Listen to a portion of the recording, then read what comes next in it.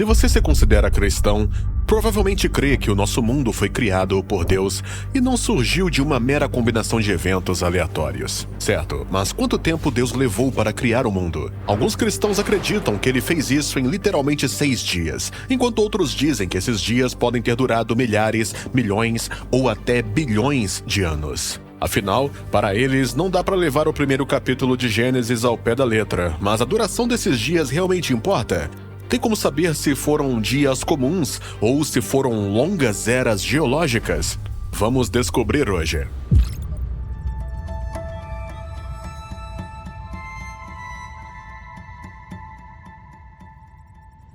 Muitos tentaram interpretar os dias da criação como longos períodos, principalmente para conciliar o relato bíblico com a teoria das eras geológicas, que teriam vindo antes da humanidade.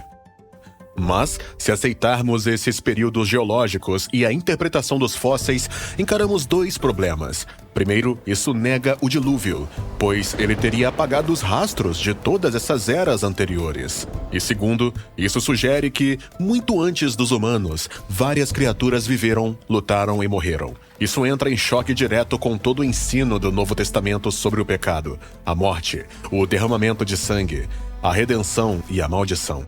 Sendo bem direto, qualquer tentativa de conciliar os longos períodos geológicos com a criação, seja usando a teoria da lacuna, do dia-era ou da criação gradual, inevitavelmente significa aceitar a morte antes do homem existir. Enquanto isso, o Novo Testamento afirma que as lutas, o sofrimento e o derramamento de sangue só começaram após o pecado de Adão. E que essas tentativas de conciliação são artificiais e inconsistentes com o texto, pode ser visto nas seguintes palavras do Dr. James Barr, o professor Regius de hebraico na Universidade de Oxford. Provavelmente, até onde eu sei, não há nenhum professor de hebraico ou de Antigo Testamento em qualquer grande universidade que não acredite que o autor de Gênesis 1 a Gênesis 11 quis transmitir as seguintes ideias. Primeiro, a criação ocorreu em uma série de 6 dias, idênticos aos dias de 24 horas que vivemos hoje. Segundo, as genealogias de Gênesis fornecem, por uma simples soma, uma cronologia desde o princípio do mundo até os estágios mais avançados da história bíblica. Terceiro, o dilúvio de Noé foi compreendido como um evento global que exterminou toda a vida humana e animal, exceto os que estavam na arca. Vale notar que esses especialistas não estão dizendo que não acreditam no que está escrito. Eles só analisam honestamente o texto, levando em conta a realidade do idioma.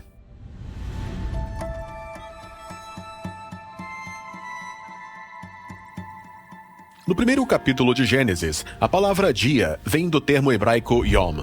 Ele pode significar um dia, no sentido normal de 24 horas, pode ser a parte clara do dia, em contraste com a noite, ou, às vezes, um período indefinido, como nos dias dos juízes ou no dia do Senhor. No Antigo Testamento, em hebraico, a palavra yom nunca é usada para definir um longo período de tempo específico, com início e fim bem delimitados. Além disso, é importante notar que mesmo quando o yom é usado de forma indefinida, o contexto deixa bem claro que o sentido não é literal. Alguns dizem que a palavra dia em Gênesis é usada de forma simbólica e que não devemos levá-la ao pé da letra. Porém, é fundamental considerar um argumento importante que costuma ser ignorado. A primeira vez que uma palavra é usada, ela nunca tem sentido figurado ou metafórico.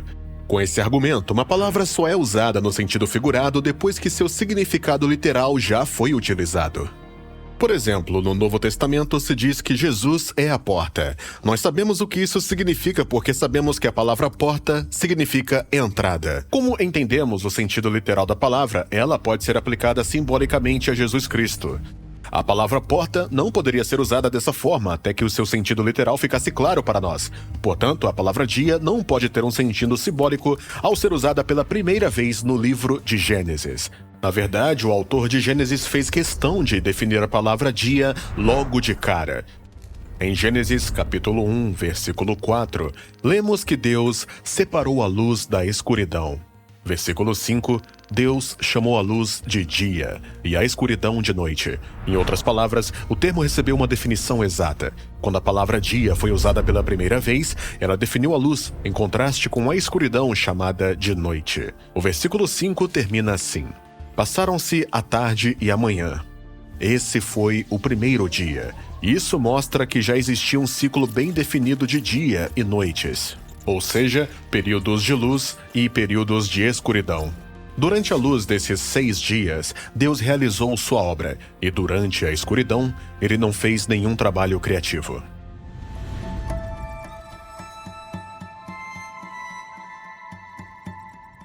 Mas como poderia haver dia e noite se ainda não existia o Sol? Afinal, o primeiro capítulo de Gênesis mostra que o Sol só foi criado no 4º dia. O versículo 3 diz que Deus criou a luz no primeiro dia, e a frase tarde e manhã mostra que havia períodos alternados de luz e trevas. Então a luz já estava lá, sendo direcionada de uma fonte fixa para a Terra, em rotação, gerando alternância entre dia e noite. Porém, não se especifica de onde essa luz vinha.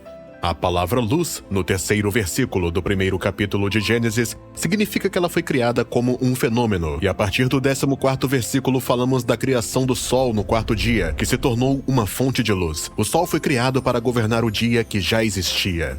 O dia permaneceu inalterado. Ele só passou a ter uma nova fonte de luz.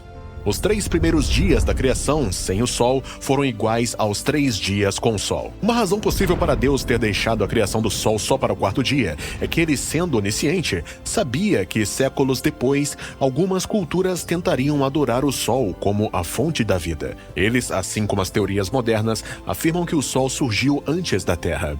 No entanto, Deus nos disse que criou primeiro a Terra e a luz, que ele mantém a alternância entre o dia e a noite e que o Sol foi criado no 4º dia para assumir o papel de fonte luminosa a partir dali. Aparentemente, o motivo principal para as pessoas não verem os dias da criação como dias comuns é porque acreditam nos cientistas que dizem que a Terra tem bilhões de anos. Mas isso não é verdade. Não existe nenhum método de datação confiável para determinar a idade real do nosso planeta. Em contrapartida, há várias evidências específicas que apontam para uma Terra jovem com apenas alguns milhares de anos.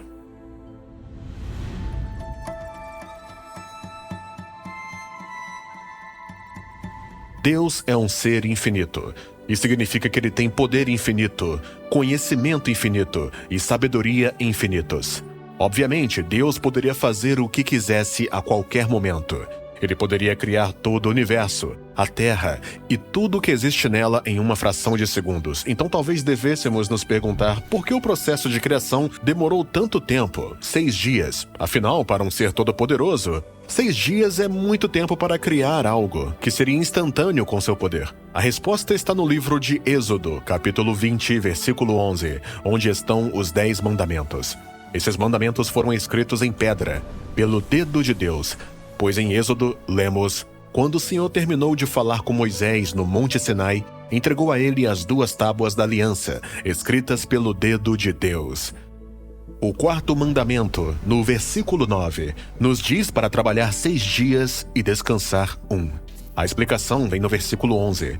Pois em 6 dias o Senhor fez os céus, a terra, o mar e tudo o que há neles, mas no 7º dia ele descansou. Por isso o Senhor abençoou o dia de sábado e o santificou. Isso se refere diretamente à criação de Deus ao longo de uma semana, como descrito em Gênesis 1. Se formos coerentes, e deveríamos ser, precisamos entender a palavra dia no mesmo sentido que ela tem no primeiro capítulo de Gênesis.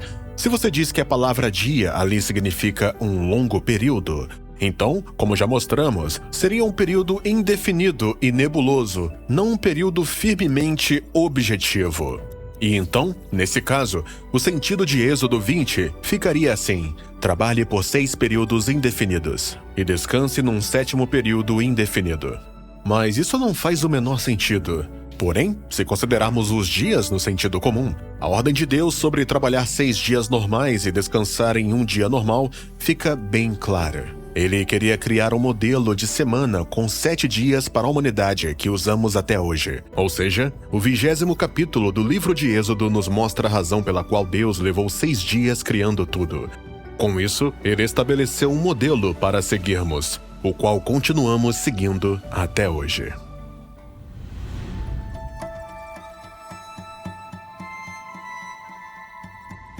Quem defende a ideia de que os dias de Gênesis foram longos períodos de tempo enfrenta uma série de contradições.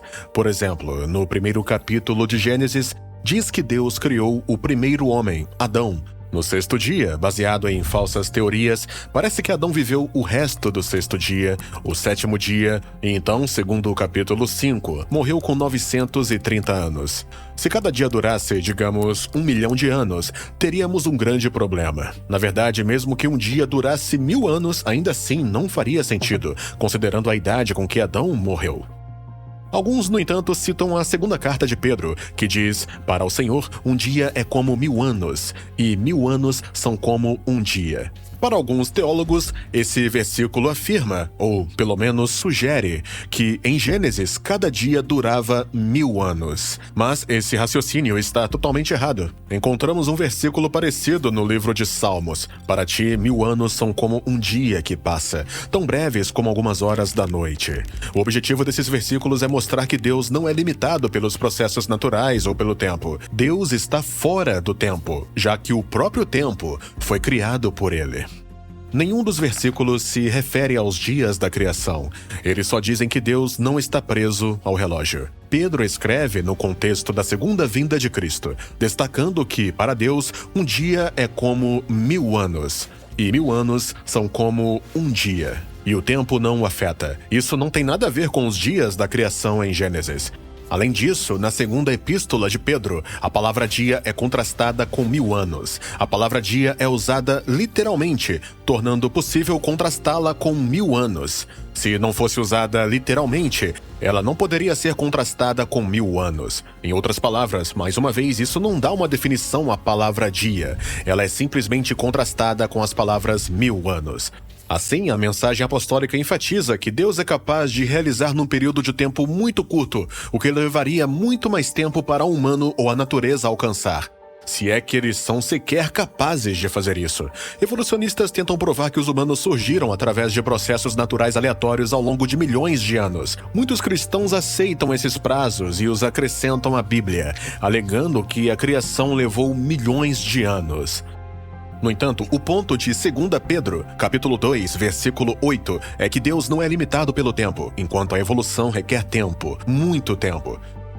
Nesse mesmo capítulo, antes de declarar um dia como 1000 anos, é dito que nos últimos dias aparecerão zombadores, seguindo os seus próprios desejos, dizendo o que aconteceu com a promessa de que Jesus voltaria.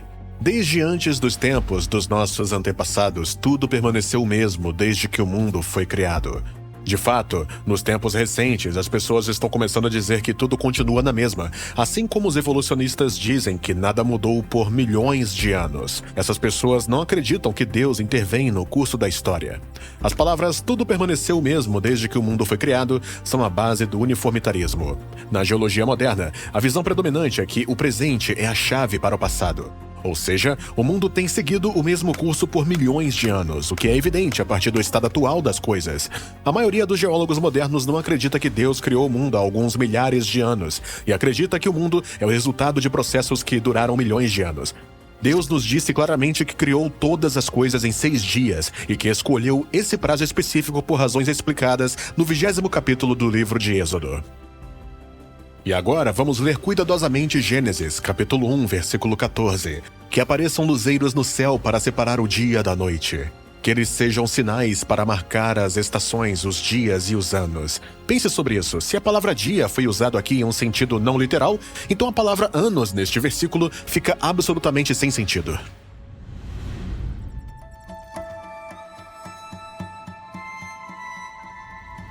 No livro de Jeremias, capítulo 33, diz: Assim diz o Senhor, se eu não tiver feito a minha aliança com o dia e a noite e estabelecido as leis do céu e da terra, então eu rejeitarei os descendentes de Jacó e do meu servo Davi, e não escolherei um dos seus filhos para governar sobre os descendentes de Abraão, Isaque e Jacó. Pois eu restaurarei as suas fortunas e terei compaixão com eles. O Senhor está dizendo a Jeremias aqui que ele tem uma aliança de dia e noite que não pode ser quebrada, porque está ligada a uma promessa aos descendentes de Davi, incluindo uma promessa sobre aquele que deve assumir o trono. A aliança entre Deus e o dia e a noite começou já no primeiro capítulo de Gênesis, quando Deus definiu o dia e a noite ao trazê-los à existência com a sua palavra. Assim, se essa aliança de dia e noite não existisse, embora Deus claramente diga que sim, ou em outras palavras, se você não aceita que no primeiro capítulo de Gênesis há 6 dias comuns, então a promessa feita através de Jeremias também é inválida.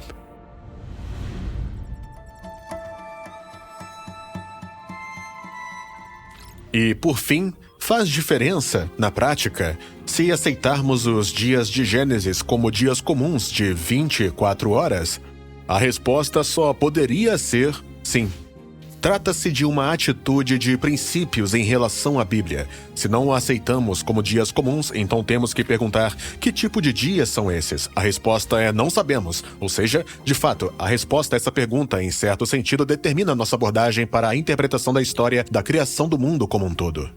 Por exemplo, quando Gênesis 2, versículo 7, diz que Deus pegou o pó da terra e fez Adão a partir dele, o que isso significa? Se não levarmos isso de forma literal, então não fazemos ideia do que isso significa. Portanto, é muito importante ser consistente. Além disso, deve-se notar que não se pode interpretar algo literalmente, já que o termo interpretação literal contém uma contradição inerente. Ou você leva de forma literal, ou você interpreta. É importante perceber que você deve levar de forma literal todos os lugares onde não há um simbolismo óbvio, e onde houver, isso fica claro pelo contexto, ou é declarado no texto.